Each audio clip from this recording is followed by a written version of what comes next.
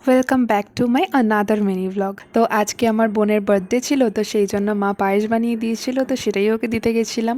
তোমরা ওকে অনেক অনেক আশীর্বাদ করো। আর ও ভীষণ ক্যামেরা শাই, ও তো একদমই ফার্স্টে কমফর্টেবল হচ্ছিলই না। অ্যান্ড তারপরে দুজন মিলে গল্প করছিলাম, আর গল্প করতে করতে আমার চ্যানেলের ব্লগসগুলো দেখছিলাম। আর ওর এই বার্থডে গিফটটা কি কিউট না। আর তারপরে ওর বার্থডের পায়েস আর মিষ্টিটা দিয়ে দিয়েছিল, তো সেটাই খেয়ে নিয়েছিলাম। তারপরে দুই বোনে মিলে বেরিয়ে পড়েছিলাম একটু ঘুরতে। তো তারপরে ভাবছিলাম যে একটু ট্রেন্ডসে যাব, কিছু নেওয়ার ছিল, বাট ওখানকার কালেকশন আমাদের একদমই সেরকম ভালো লাগেনি, তো সেই জন্য আর কিছু নেওয়াও হয়নি।